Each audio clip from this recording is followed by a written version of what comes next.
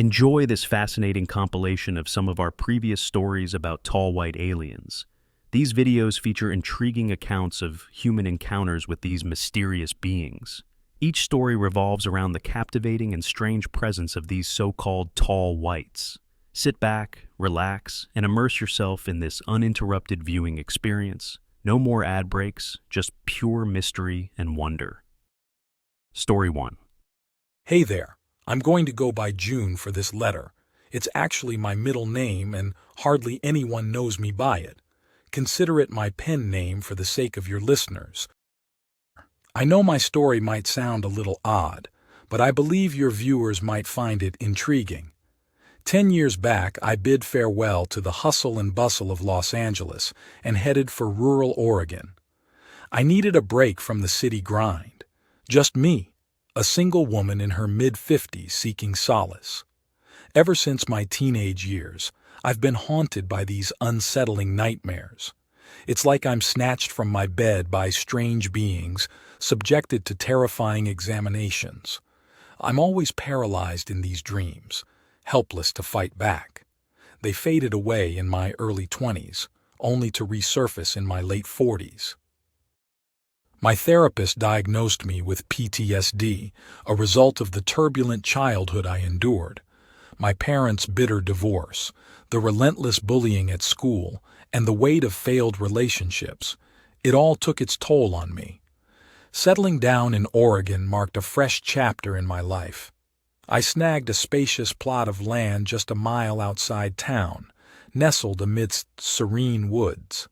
It's a picturesque community, a haven of tranquility. I was starting anew. Leaving behind my thriving beauty salon in LA, I launched a new venture in my newfound hometown. Things seemed to fall into place smoothly.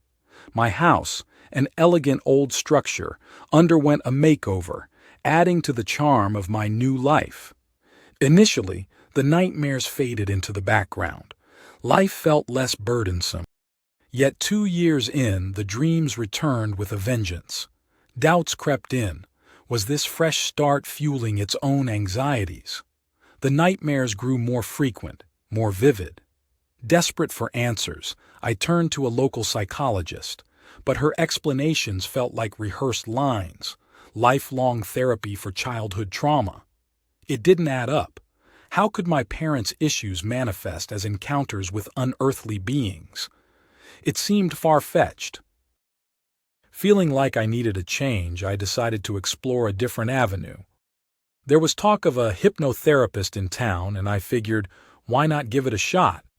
It was uncharted territory for me, but I was willing to try anything at that point. So, I agreed to a regression session. Let me tell you, what unfolded during those sessions was beyond anything I could have imagined.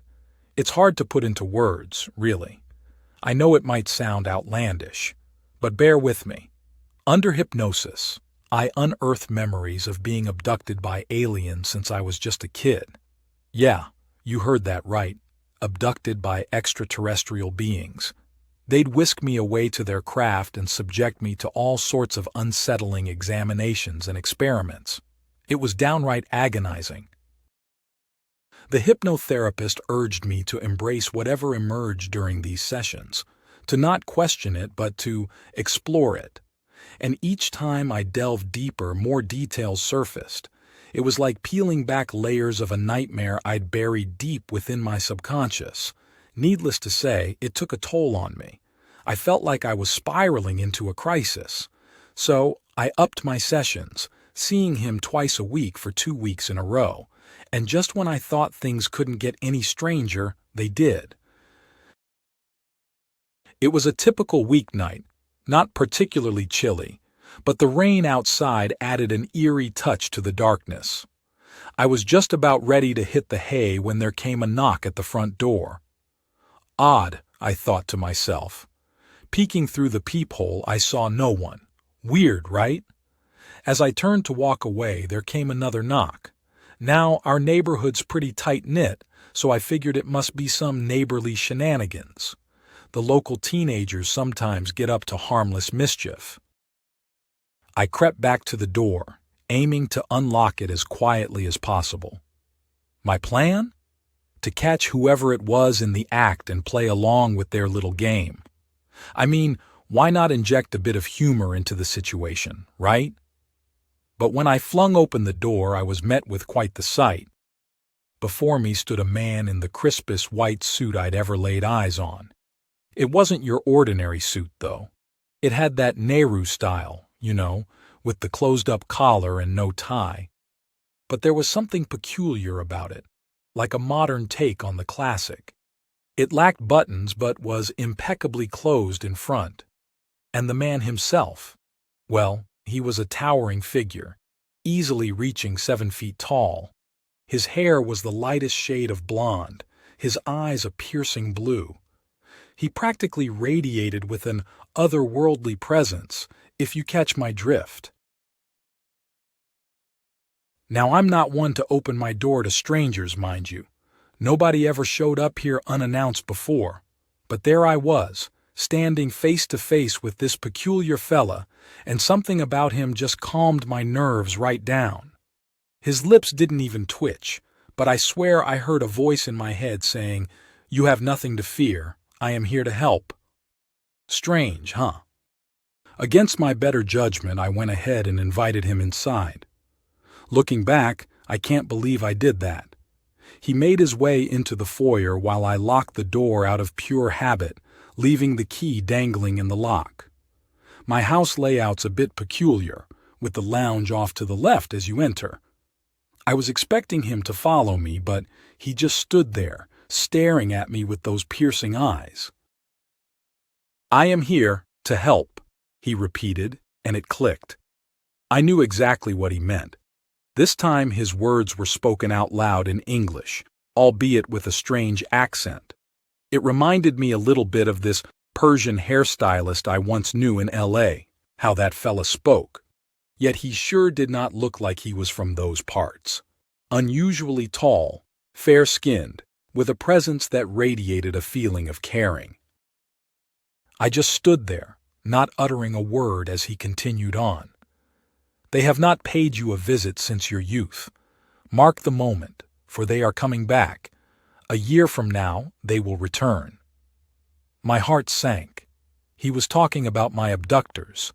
Then he revealed more in a style that seemed as strange as his appearance. It sounded almost like riddles.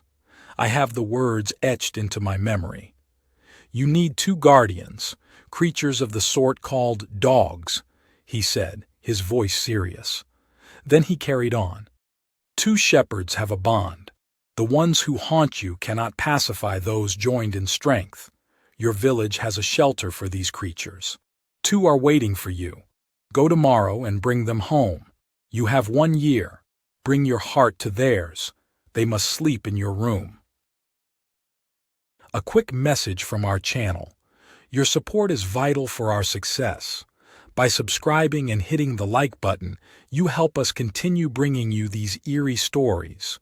Your ongoing support means everything to us. Now let's jump back into June's captivating tale. And then he hit me with this. "If the shepherds succumb, turn to prayer. The gray ones will not stand against the call to the higher one." Prayer, I thought. I hadn't practiced religion in decades. But in that moment, his words resonated with me, despite their strangeness. Desperate for answers, I blurted out, "Who are they? Why are they doing this to me?" His response was cryptic. "Explanations cannot do. Nothing you can understand. Their goal is not to harm, but causing terror or not does not concern them. Their manner is the problem." "Why are you helping me?" I fired back. His answer was simple yet profound. "You and I have a connection. They cause too much terror. I am helping you." Before I could inquire further, he said in a gentle, almost childlike tone, "I am thirsty." Realizing I hadn't offered him anything, I hurried off to the kitchen to fetch a glass of water. To my utter surprise, when I returned to the foyer, he was gone. Nowhere in sight, not even in the lounge. I searched the entire house, top to bottom, but there was no trace of him. The front door was still locked, just as I'd left it, and I didn't hear a single creak, not even from the patio doors, which were also locked from the inside. It was a perplexing mystery. He had simply vanished into thin air. Feeling uneasy, I eventually went to bed. The next morning, I called my second-in-command, telling her to take charge of the shop. I wasn't going in. Instead, I headed straight to the local animal shelter, and wouldn't you know it, there they were, just like he said. 2 shepherds with a bond. It was a German shepherd and one of her pups who was already 2 years old. Their previous owner had recently passed away, leaving the loyal companions in need of a new home. Without a moment's hesitation, I knew what I had to do. I adopted both of them on the spot, determined to give them the love and care they deserved. Over the following year, I formed a deep bond with these 2 dogs, Venus and Rex. I spent nearly all my free time with them. They became my constant companions, sleeping by my side every night. I grew incredibly attached to them. I even splurged on an SUV so they could join me on my adventures. We became a family. In addition to my newfound canine companions, I found myself reconnecting with my religious roots. I started praying again, engaging in heartfelt conversations with the Lord. It was my way of reaffirming my faith. It had been about a year since my strange visitor made his presence known. One night, I was jolted awake by a sharp flash of light from outside. Both dogs were on high alert, their senses keenly attuned to something amiss. As my eyes adjusted to the darkness, I noticed Rex's bared teeth as he growled menacingly, a primal warning to any intruders. My bedroom door was slightly open, granting me a view down the hallway from where I lay in bed. An unsettling sense of approaching danger tingled in the air, sending shivers down my spine. Swiftly, I sat up, my heart pounding in my chest as I fixed my gaze down the corridor. Soon enough, my eyes locked onto what seemed 5 or more looming figures. They stood short in stature, around 4 feet tall, their heads disproportionately large, with large black eyes staring at me and the dogs. My breath caught in my throat as I recognized them from my recurring nightmares, their presence casting an ominous shadow. Dread consumed me as I perceived them not merely as strange visitors, but as an evil threat from the depths of my darkest fears. Fear clawed at my mind, imagining the malevolent deeds they might inflict upon me. Without hesitation, Rex bolted into the hallway, his fur bristling along his back, emphasizing his formidable presence. With a fierce bark and menacing growl, he confronted them. Despite maintaining a cautious distance, he seemed poised to strike. The intruders froze in response, uncertain of their next move. My dread and anxiety intensified as I watched the tense standoff unfold before me, paralyzed by fear and uncertainty. Meanwhile, Venus positioned herself between me and the door, her gaze alternating between the hallway and me, ensuring my safety while remaining ready to spring into action at a moment's notice. Her muscles tensed, ready to defend me against any threat that dared to come too close. As Rex stood his ground, she emitted low, guttural growls, echoing his warning to the intruders. The air crackled with tension as the standoff unfolded.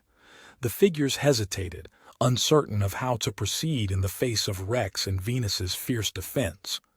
Despite their apparent intent, they remained frozen in place, their advance halted by the fearless determination of my loyal companions. Desperate for help, I reached for my mobile only to find it lifeless in my hand. I tried to switch on my bedside lamp, but it too was dead. In my terror, I realized I couldn't wait for the figures to approach Rex and Venus. I began reciting the Lord's Prayer, but halfway through, I found myself simply talking to my Creator, saying, "Look, you and I have become very close. Now is the time I need your help." I said it aloud, holding my hands together in prayer while I stared intently at the figures down the hallway. Then something incredibly strange and amazing happened. I watched as they walked backwards, retreating from the hallway into the foyer until they vanished from sight. The dogs ceased their barking. Rex emitted a few more growls, then fell silent. Suddenly there were two flashes of light from outside, and the next moment my bedside lamp and mobile phone turned on. I realized I had left them switched on when I tried them earlier, even though they had no power. The dogs still seemed a bit startled, but they were no longer barking or growling. I called the cops. When they arrived, I simply told them there is an intruder. They searched the entire house but found nothing and nobody. There was only me and the dogs. It's been 5 years since that incident. I haven't had any visitations from the abductors or the strange tall white man again. Venus is getting on, and Rex is now 7 years old. Recently, I also adopted 2 Rottweiler puppies, a brother and sister. It's kind of funny, but these days my house is like a kennel. I don't think I'll ever be without dogs again. Anyway, that's my absurd story, and you probably think I'm crazy. But believe me, it really happened. Either that or I am totally crazy. Sincerely, June. Thanks for watching. If you value June's story, please give a thumbs up and leave a comment below. Please support our young channel by subscribing. Your support helps to source more stories of strange and eerie encounters. Story 2. Hi there. A few years back, I worked at an Antarctic expeditionary base. Since then, I have emigrated from my country of birth. Yet, in writing this letter, I must be cautious about sharing information. If I still lived there, I would not be sharing even this sanitized version of the story. Just to be on the safe side, I won't disclose our nation's expedition or specific details. Several nations have bases in Antarctica, most with security personnel for unforeseen events despite no official military presence. I was one of 2 security staff at our nation's Antarctic station, recruited from National Special Forces. It was unusual for someone from our unit to be sent there. My instructions were to keep an eye open for anything strange and support the 2 existing security officers. I was issued auxiliary arms, including 3 automatic combat rifles. The other officer was a scientist with Army training. For the duration of my stay, he would be under my command. We often joined scientific field trips. During a field trip by helicopter to a distant mountain range for rock samples, we encountered a strange disc-shaped craft flying alongside us. Upon landing, it swiftly departed. Upon our return to the base, we reported the incident to the expedition leader, who appeared unsurprised but agitated. 3 days later, during a dark and snowy evening, the radar operator detected something landing near the station. I armed myself and headed out, where I encountered the expedition leader, who indicated the visitors were there to meet with him. I objected, demanding to know about the visitors, but he avoided the question. Insisting on following, I stayed about 10 meters behind him as we ventured into the storm. We encountered 2 strange individuals. With their blonde hair and fair skin, they looked like they were from Northern Europe, though they were too tall even for people from those parts. At about 8 feet tall, they were clad in tight blue suits of a strange design. In the light of the expedition leader's electric lantern, their brilliant blue eyes were unmistakable. They remained silent as the expedition leader conversed with them, gesturing as he usually does.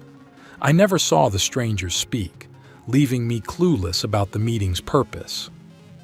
After a brief encounter, we returned to the base and they departed. The expedition leader insisted on secrecy. We officially reported a radar glitch, though the operator disagreed. The following day, expeditions to the valley were halted. That night, I received an email from our capital city instructing secrecy and readiness for any potential threat. The next day, a large American naval helicopter arrived unannounced, with heavily armed personnel, sparking concern about their intentions. Our nation is neither allied with nor an enemy of the U.S., so it was surprising when we were instructed to arm ourselves. I equipped myself and the other security personnel with combat rifles and other weaponry. Despite our preparations, we were no match for the armed Americans. Our expedition leader advised us to stay in the background during the encounter, walking behind him and the chief science officer. The American delegation met with our leaders at the helipad, while we followed at a distance, as instructed. The Americans were led by their commanding officer and a mysterious man in civilian attire, both walking well ahead of their security detail. Seeing their 8 Marines made me very uneasy, as it seemed like a small invasion force. Our entire Antarctic station staff, mostly scientists, was only slightly larger than the American group. With just 2 security personnel, we were utterly outnumbered. Yet, our intention was a peaceful engagement.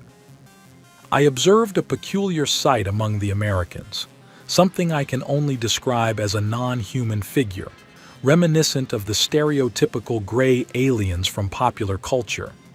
It was initially walking behind the Marines, and the reason we did not spot it at first. That sight unsettled us. This being, about 4 feet tall with a large head and huge black eyes, stood in the background with their security staff while their commanding officer and the civilian man conferred with our expedition leader. Despite witnessing many unusual events, this encounter stood out. The tension was palpable as our expedition leader and the American leaders interacted, though I couldn't discern their conversation. There was a lot of gesturing and what seemed like shouting going on. Eventually, the strange being approached the American leader, touching his hand. The moment that happened, the Americans immediately turned around, all together, seemingly without any greeting, got on their helicopter and left. I remain in the dark about the open-air meeting. It felt like a tense standoff, and we were bound by secrecy. Following a tele-debrief with our HQ, I was instructed to stay vigilant, especially regarding American activity, and to bar them from the base under any circumstances.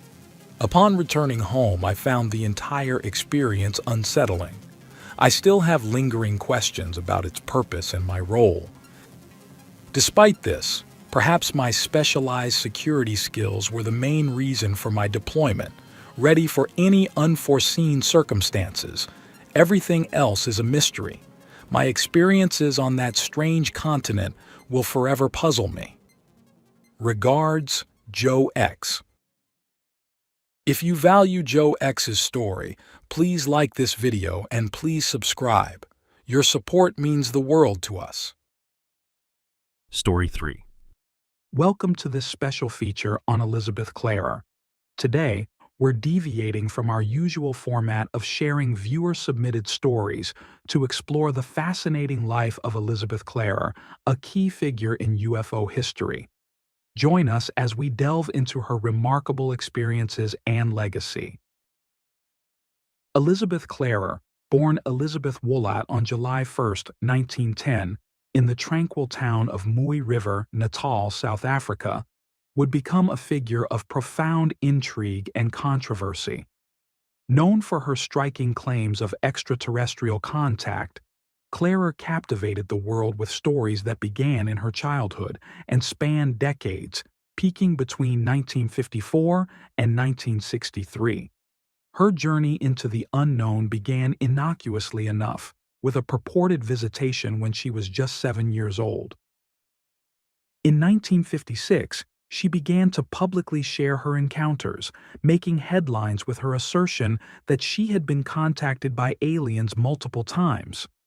But Elizabeth's story took an even more sensational turn. She was not just a contactee, she was among the first women to claim a sexual relationship with an extraterrestrial being. In her book Beyond the Light Barrier, Elizabeth strived to convey these profound messages. Elizabeth's vision was not without its critics, yet it resonated with many who longed for hope and harmony in a tumultuous world. She spoke of a conspiracy, an international cover-up designed to keep humanity in the dark about alien technology and the true nature of the universe. At the age of 7, Elizabeth and her older sister Barbara claimed to have their first UFO encounter. While feeding their Celium puppies outside the farmhouse, they witnessed a silver disk bathed in a pearly luster swooping over them. Simultaneously, a giant, orange-red and cratered planetoid was observed orbiting and rotating high in the atmosphere. The disk rushed to meet it, guiding it northwards while the planetoid left a smoke trail in its wake. Only months later, Elizabeth had another sighting in the company of Latham, their Zulu farm manager. Latham interpreted the sighting through the lens of Zulu mythology. Elizabeth sometimes alluded to an even earlier sighting, at age 3 in 1913 or 1914. Elizabeth completed a 4-year diploma in meteorology at Girton College, Cambridge, and was taught by her first husband to fly a Tiger Moth light aircraft. During a 1937 flight from Durban to Baragwanath in a Leopard Moth aircraft, Elizabeth and her husband reportedly saw a saucer that approached, coasted along, and then departed. During World War II, Elizabeth held a responsible position in RAF intelligence. In 1954, Elizabeth Clar's sister May, residing on the farm Whiteleaf in the Natal Midlands, informed her of reports from the native Zulu people about the appearance of the lightning bird in the sky. Responding to these intriguing accounts, Elizabeth and her children traveled from Johannesburg to the farm, and on December 27th, she ascended Flying Saucer Hill. It was there she claimed to witness a starship descending. The ship hovered 3 meters above the ground, emitting a soft hum. Its hull spun while its central dome remained stationary. Through one of 3 portholes, Elizabeth saw a spaceman who later identified himself as Akon. However, a barrier of heat emanating from the ship prevented her from approaching, and the scout ship eventually departed. On April 7, 1956, Elizabeth returned to the hilltop after further reports of the lightning bird. This time, Akon took her aboard his scout ship, a craft approximately 60 feet in diameter. Akon was tall, with blonde hair and rather piercing blue eyes.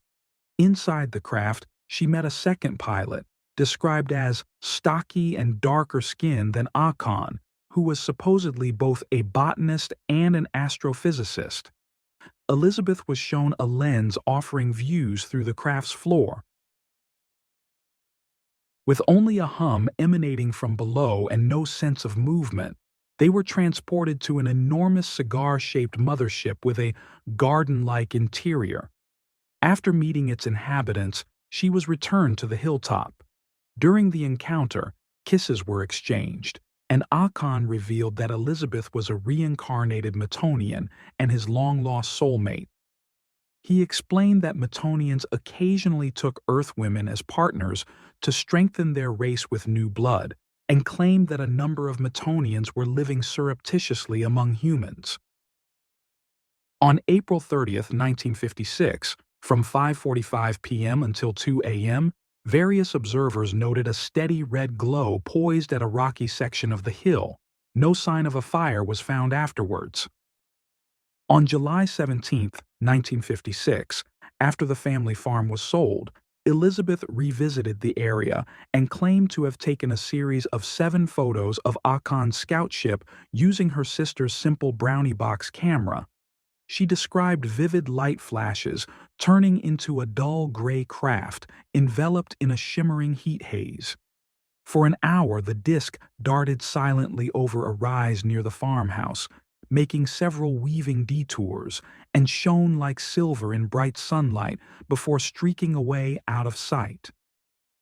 Edgar Sievers, A ufologist from Pretoria noted that Elizabeth's family saw her leave the homestead alone and suggested that it would have been difficult for the frail Elizabeth to throw a car hubcap and photograph it simultaneously.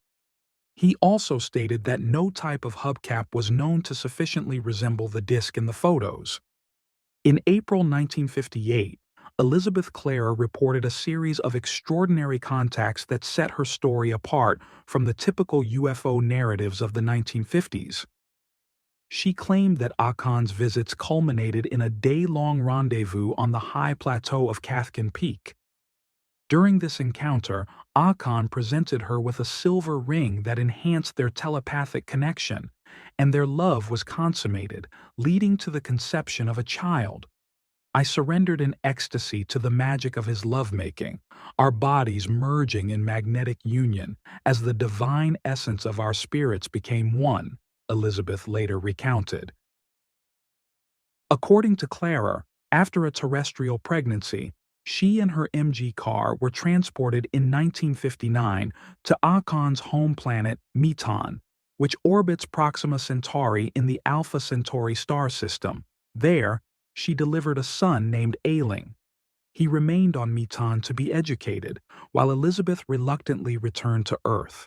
She claimed that Meton's planetary vibrations affected her heart, preventing her from returning. Instead, she received follow-up visits from Akon and Ailing. The entire trip, including the delivery and return, supposedly took no more than 4 months. However, due to differences in space-time, she experienced a 9-year stay on Meton. There were no cities or skyscrapers as Earth people know them anywhere on Meton. Homes were scattered in park-like grounds. There was an abundance of all things needed by civilization: food, water, and all materials for building, an unlimited supply of energy on tap from the atmosphere and the universe. No shortages of any kind, and no monetary system at all, she described. Clara took her time before publishing a book about her extraterrestrial adventures, titled Beyond the Light Barrier, which was released in 1980. On his world lecture tour in the late 1950s, George Adamski, another well-known UFO contactee, made a point of visiting South Africa to meet Clara and discuss their experiences with the friendly, wise Space Brothers. By that time, Clara was not the only Adamski follower to claim experiences of space motherhood.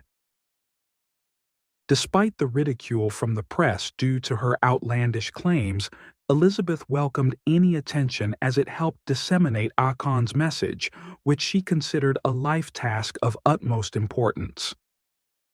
From about 1960 to 1966, Elizabeth worked on the manuscript for her book, which now included the Akon love saga. She felt compelled to reveal the truth. In 1968, she was interviewed by ufologist Cynthia Hind, with Hind's write-up appearing in the August edition of Fate magazine. Another ufologist, Kitty Smith, reached out to Elizabeth after reading about her in Outspan magazine, and even claimed her own sighting of Akon's ship in January 1984.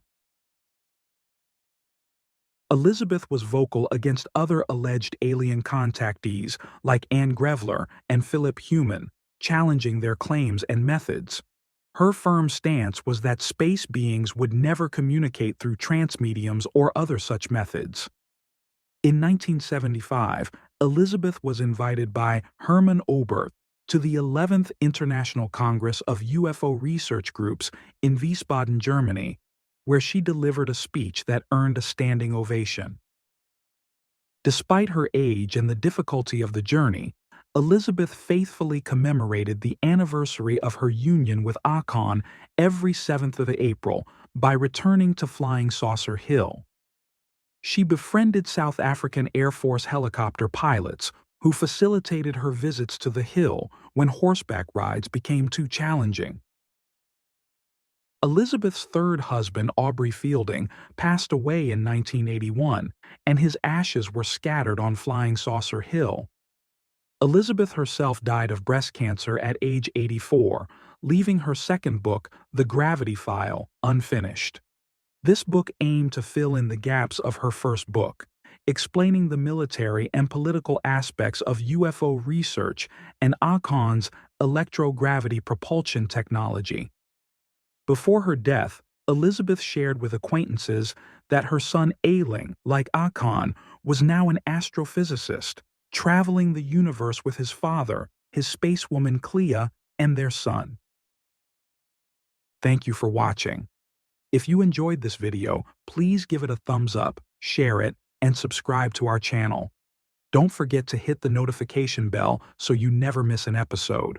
What do you think about Elizabeth Clar's story? Let us know in the comments below. Until next time, keep looking to the stars and stay curious. Story 4. I am a mathematician by profession, and I live in Alaska. For years, I've maintained a long-standing interest in amateur radio operation. This pursuit aligns well with my analytical inclinations. Radio frequencies, like mathematics, follow distinct patterns and carry embedded information. 15 years ago, while scanning bands on a quiet evening, I intercepted a faint, irregular transmission on an unusually low frequency. It was different from anything I'd encountered, faint pulses interspersed with static, fading in and out unpredictably. At first, I assumed it was environmental interference or remnants of an old, forgotten signal echoing back. However, the signal structure was peculiar, distinct from the random noise or earthbound broadcasts I was accustomed to. Curiosity compelled me to investigate further. I began by isolating key fragments, gradually identifying repeating sequences embedded within the static.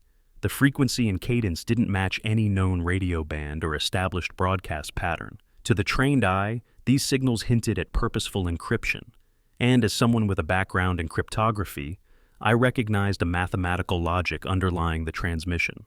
Driven by the potential of discovering something rare, or perhaps a rogue transmission, I set to work on decoding it. I could not have foreseen where this would lead. As I delved further into the signal, it became clear that this was no ordinary broadcast. The transmission was sporadic, almost fragmentary, and would often fade to static before re-emerging. Yet, it was persistent. I'd encountered many faint, distant signals over the years, but this one operated on a frequency I didn't recognize, far outside typical commercial or military bands. The consistency of certain rhythmic pulses suggested intentional structure rather than random interference. I began by recording every instance of the transmission, meticulously logging timestamps and noting patterns. Certain segments repeated, though they seemed scrambled or incomplete. The intervals between bursts were inconsistent, but hinted at a sort of coded language or cipher. My experience in cryptography suggested I was dealing with an encrypted message, possibly layered or interwoven with a secondary code to obscure its contents further. Progress was slow, and realizing that language might play a role, I reached out to a trusted friend, a linguist familiar with both military codes and archaic languages. With his help, we managed to parse out portions of broken English embedded within. Some phrases were recognizable, though distorted, while others appeared to be technical jargon or procedural terms used in military communications. The mix of broken English and coded sequences hinted at a complex origin. The more we uncovered, the more unsettling it became. This was no random signal. It was highly structured and encoded, likely originating from a source with advanced technology. The implications were hard to ignore. This was a deliberate message, crafted to conceal its true nature, and whoever sent it did not expect an outsider to decode it. We intercepted these transmissions over a period of 3 years and learned much about those who were sending it. As we unraveled the transmission, an astonishing narrative began to emerge. The messages detailed a clandestine project initiated by the United States in the early 1980s, a colony on Titan, Saturn's largest moon. This wasn't simply an isolated outpost for scientific study. It was a strategic, high-stakes experiment with distinct Cold War underpinnings. The colony served as a safeguard, a fallback in case of existential threats to humanity. More surprisingly, it was established with the cooperation of a group referred to as the so-called Friends, extraterrestrials who had shared advanced technology and logistical support for the project. The message fragments revealed that this colony wasn't just a survival mechanism, it functioned as an embassy of sorts, a neutral territory to facilitate communication and cooperation between humans and the Friends. In a later broadcast, we managed to figure out that these aliens were genetically closely related to us, as one of the broadcasts contained information about one of the humans who entered a relationship with one of them. The couple apparently had, according to their words, a healthy young boy with blue eyes and white hair, and looked very much like his alien dad. The Cold War context became more apparent as the messages referenced the colony as a security guarantee for U.S. interests, a way to secure human continuity beyond Earth's immediate reach. But as we decoded more, we found evidence that the project had been abandoned. Sometime in the early 2000s, funding and direct support were cut, and communication dwindled. Not long after that, the so-called Friends also withdrew. A handful of humans chose to join the aliens in their withdrawal back to their home world. The rest chose to stay, hoping that NASA and the Pentagon will reignite the project. However, that never happened, and without consistent supplies, maintenance, or transport from the Friends, the colonists were left isolated, struggling to sustain themselves on limited resources. Supplies that were once abundant and essential equipment provided by the Friends were gradually failing. This was not simply a historical account. It was a stark, immediate plea. The inhabitants of this forgotten colony were stranded, with diminishing resources and little hope of rescue. As we decoded the transmissions over the years, the situation of the outpost went from not great to grim. The messages indicated that the outpost was approaching total collapse. Their primary technology, much of it designed and maintained with assistance from the Friends, was failing. Communications equipment was intermittent, food supplies nearly depleted, and essential medical resources long exhausted. The outpost had managed to establish small-scale domed agriculture, but what they could produce fell far short of sustaining the population. It became evident that their current food reserves were barely enough to support them much longer. The most pressing issue appeared to be their power source. They operated a nuclear reactor, a critical component enabling their survival in Titan's extreme conditions. However, reactor maintenance required specialized parts and technical knowledge, both of which the Friends had provided up until a few years prior. For reasons unexplained in the messages, the Friends had abruptly withdrawn support, cutting off transport and abandoning the outpost to fend for itself. Without the necessary parts and expertise, the colonists faced a near impossible choice: keep the reactor running and risk a catastrophic failure, or shut it down and surrender to the cold, lightless void Titan would quickly become. It was a classic survival dilemma, scientifically unsolvable without external resources. These messages read less like reports and more like a final plea, the voices of an outpost on the edge of extinction, abandoned by those who had once assured their security. The decoded messages hinted at limited, sporadic communication with high-ranking U.S. officials, an unusual backchannel that had remained active long after the project's official abandonment. For years, the colonists managed to send updates, detailing their deteriorating conditions and urgently requesting aid. They communicated carefully, knowing that any direct link to the public would raise questions the government likely preferred buried. But these channels remained highly restricted, accessible only to a select few with knowledge of the original mission's scope and classified status. The tone of their messages shifted gradually. Early transmissions conveyed cautious optimism, requests for technical support, and appeals for essential supplies. However, as time went on and their technology further degraded, the appeals became increasingly urgent, even desperate. The colonists openly questioned whether their situation was now being deliberately ignored. Their requests for help had become pleas, their hope diminishing with each unanswered transmission. The underlying issue, as I interpreted it, was logistical. No U.S. agency could reach Titan independently. NASA, already stretched by terrestrial missions and lacking the propulsion technology for such a journey, was unable to mount a retrieval operation without external assistance. The Friends, who had once managed transport and technical aid, had severed contact entirely, leaving the outpost's fate in bureaucratic limbo. Their last messages hinted at resignation, a grim realization that help, though only a transmission away, would never come. The last transmissions I managed to decode were haunting, difficult even for me to process in purely analytical terms. By this point, the colonists had lost all hope of a rescue. Their final messages shifted focus, moving away from requests for technical support or supplies, and instead documenting their names, their lives, and the memories of what they had sacrificed for the outpost. These were no longer structured reports, but deeply personal accounts, testaments of people who knew they were about to be lost to history. It was clear they wanted someone, anyone, to remember them, and the experiment that had left them stranded on a frozen moon far from Earth. Some of the messages included personal goodbyes, written with a raw honesty that felt out of place amid the clinical detachment I'd come to expect from encrypted transmissions. They expressed regrets, some over leaving Earth, others about declining the friend's invitation to travel to their home world. Instead, they had chosen to remain on Titan, trusting that NASA and the Pentagon would eventually come back for them. Now, all hope was gone. A few messages contained instructions to family members, mementos of what they had done and seen, and warnings about the brutal conditions on Titan. As I continued decoding, my friend, who had been helping with the language, mentioned our project to a colleague in passing. I'm not sure what exactly he said, but it was enough.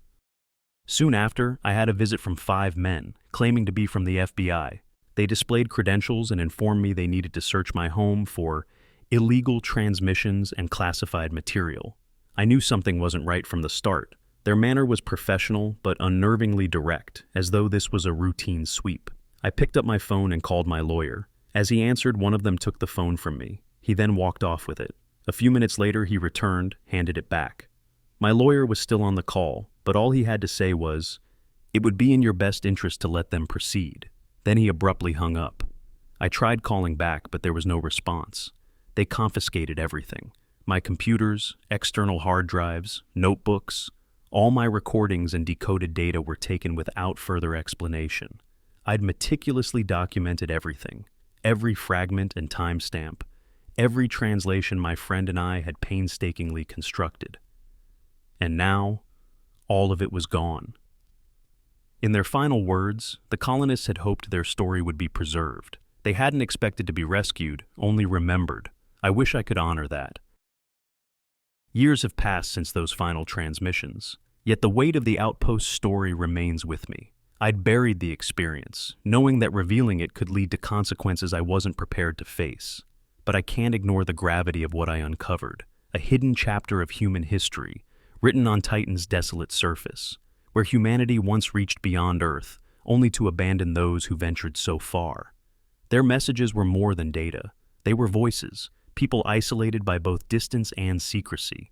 These colonists deserve recognition, even if we failed them. Perhaps it's too late to change their fate, but remembering them feels essential. Their existence, brief and concealed, marked a moment when humanity touched the stars, only to withdraw, leaving a handful of souls lost in the silence of space. Thanks for joining us on this eerie journey. If this story sent chills down your spine, make sure to hit the like button. Let us know your thoughts, or if you've had any strange encounters in the comments below. We love hearing your stories. Don't forget to subscribe for more mysterious and otherworldly tales. And make sure to click the bell icon so you never miss a new upload. Until next time, stay safe and keep watching the skies. Story 5. G'day. I'm not one for writing letters, let alone sharing something like this, so please make style adjustments as you require. Look, what I've been through has been weighing on me. I reckon it's time to get it off my chest. Just call me Jack, though it's not my real name.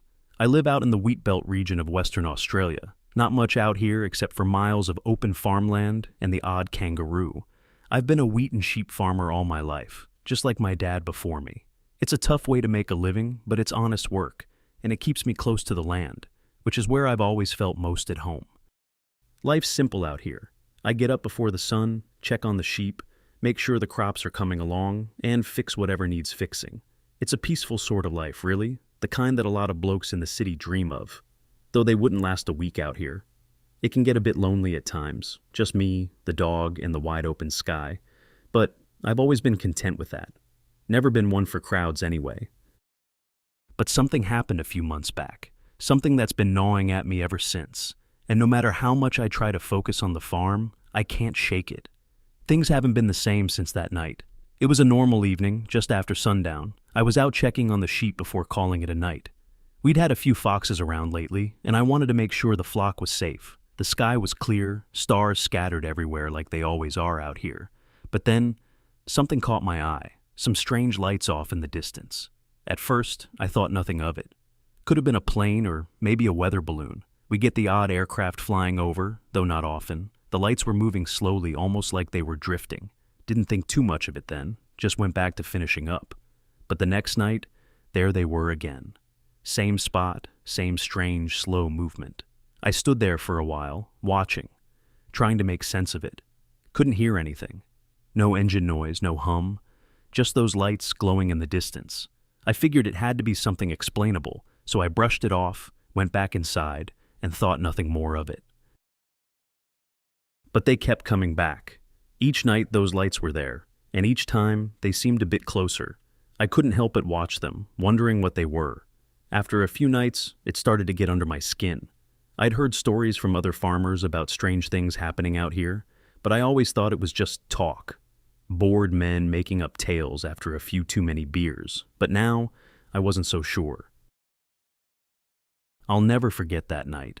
The lights had been coming and going for a few weeks by then, and I was almost getting used to seeing them, like they were becoming part of life out here. But this night was different. I was out later than usual, checking on the sheep again, when I noticed the lights, only this time they were real close, hovering right above the far side of the paddock.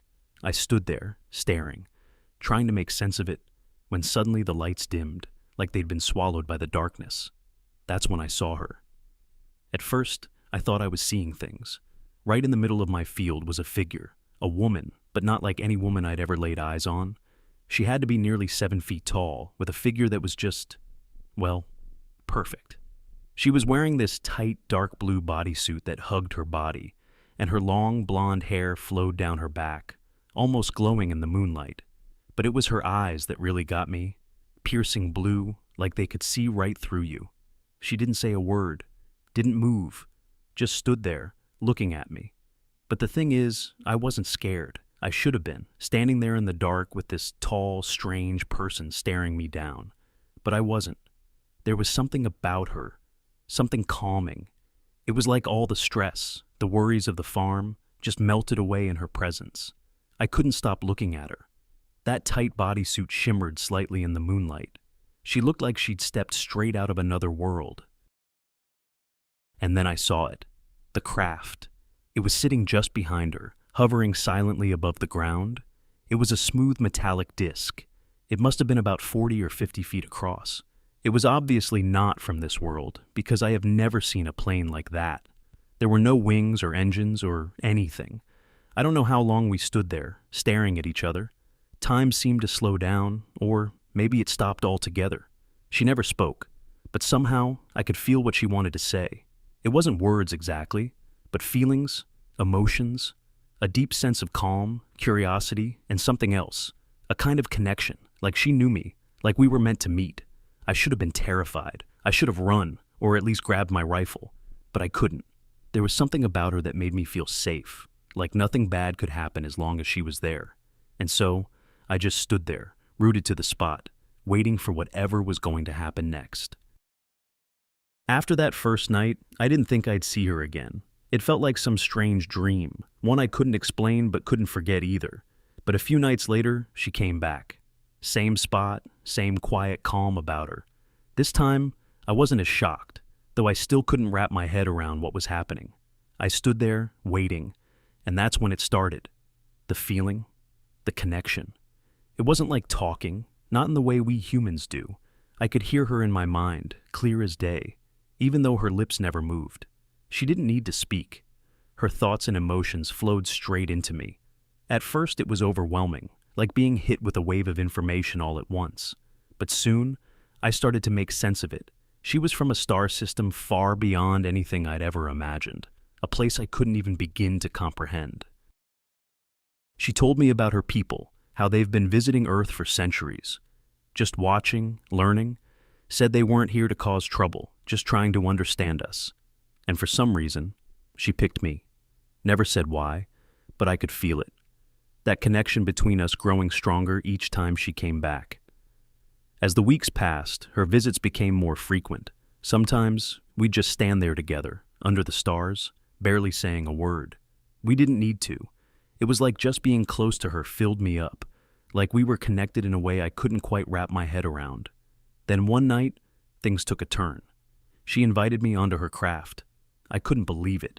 I'd never seen anything like it. The walls were smooth, almost alive, with soft lights that seemed to pulse with energy. Everything was quiet, but there was a hum in the air, like the ship itself was breathing. It wasn't cold or sterile, though. It felt strangely comfortable, like stepping into a space built just for us. That night, inside her ship, she got even closer to me. I won't get into all the details. The way we connected, physically and emotionally, was like nothing I'd ever experienced. It was intense, exhilarating, like being part of something much bigger than just the two of us. And yet, there was a gentleness to it, something that made me feel alive in ways I hadn't before. Every moment with her was powerful, like we were merging together, not just bodies, but minds, souls. It left me breathless, and I knew I was in deep, far deeper than I'd ever been with anyone. But as much as I craved those moments, I struggled to make sense of it all. How could a bloke like me, a wheat belt farmer, end up here, inside an alien ship, with someone from another world? The more I thought about it, the more confused I got.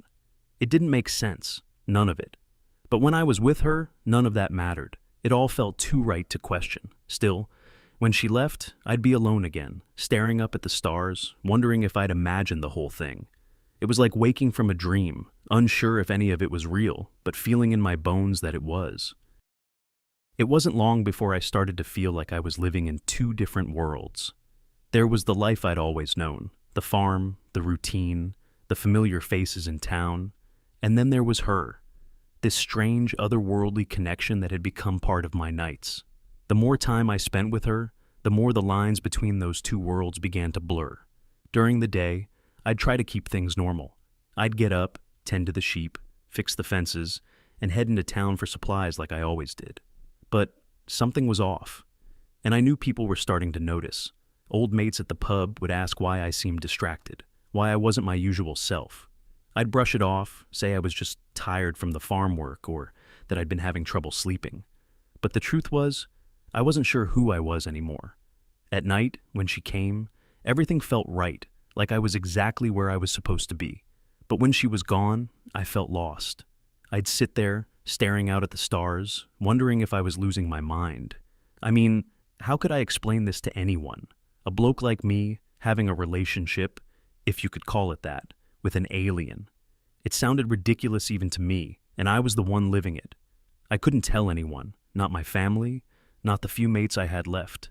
How could I? They'd think I was mad, and maybe I was. I started keeping to myself more, avoiding conversations, avoiding people. Whenever I did see them, I could feel their eyes on me, like they knew something was up, but couldn't quite put their finger on it. I'd shrug off their questions with half-hearted excuses, but I knew they didn't believe me. Hell, I barely believed myself. Some nights, after she'd gone, I'd lie in bed, staring at the ceiling, trying to make sense of it all. Was this real? Or had I gone completely off the rails?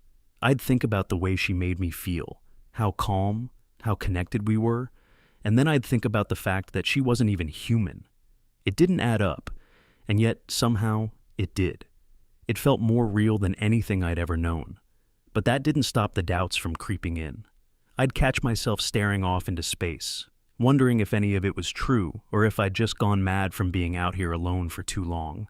My family, when they'd visit, noticed something was different. They'd ask if I was all right, and I'd tell them I was fine, just busy with the farm. But they weren't convinced, and neither was I. I felt torn between two worlds, the real one I'd known my whole life, and this strange, unexplainable one that had come into my nights. I didn't know which one I belonged to anymore. One night, after weeks of her visits, something changed. Usually, we'd just stand there in the field, or sometimes she'd lead me closer to her craft, and we'd share that strange, silent connection. But this time, it was different. I could feel it the moment she arrived. There was an urgency in the air, a tension I hadn't felt before. She didn't waste any time. The connection between us sparked up almost instantly, and I started getting these flashes of images, like memories, but they weren't mine. I saw Earth, but not as it is now. I saw cities, landscapes, entire continents devastated, like something out of a nightmare. Then, I saw her world, her people, how they had been watching us for longer than I could fathom. Through the images, she showed me that her people, her race, had been observing humanity for centuries. They weren't here to interfere, but they had been keeping tabs on us, watching as we grew, advanced, and inevitably, as we made the same mistakes they once did. She explained, in that wordless way of hers, that the path we were on was dangerous, more dangerous than most of us could imagine. And the greatest threat was something we'd created ourselves: nuclear war. Her people had seen it happen before, on other worlds. Civilizations that reached a certain point, that harnessed the power of the atom and then turned it against themselves. They watched as those worlds tore themselves apart, and they feared the same would happen here, on Earth. She told me that her people weren't the only ones out there, and that Earth wasn't the only place they watched. But something about our planet, about humanity, had caught their attention. There was a potential here, a chance to avoid the fate others had faced. That's why they had made contact with certain humans over the years. People they believed could handle the truth, people who could spread the warning. She warned me that we were closer to the brink than most of us realized. The threat of nuclear war was growing, even if we couldn't see it yet. She didn't spell out the details, but I could feel the weight of it, the danger that loomed over us all, and she made it clear that their purpose wasn't to save us. They couldn't do that. We had to save ourselves. The more she showed me, the more I understood why she had come to me, why she'd chosen someone like me, a simple farmer in the middle of nowhere. It wasn't because I was special or different, but because I was grounded in a world that was real, untainted by the chaos and corruption that seemed to be pulling everything apart. Maybe she thought I'd see things clearly, or maybe I was just another voice to add to the warnings that had already been given. But whatever the reason, the message was clear. If we didn't change our path, we were heading for destruction. And once it started, there'd be no stopping it. I knew it couldn't last forever, but when the time came, it hit me harder than I ever thought it would. One night, as we stood together in that familiar spot, something was different. I could feel it in the way she looked at me, the way her presence seemed heavier, like it carried a weight I wasn't ready to bear. Without words, she let me know. This was her last visit, at least for a while. She had to leave. I don't know where, and she didn't say when she'd be back. All I could feel was this deep sense of farewell, and it cut through me in a way I wasn't prepared for. She didn't need to explain why. I already knew. Her mission here was finished, at least for now, and there were other things, other places she had to attend to. She promised to return, though she didn't say when.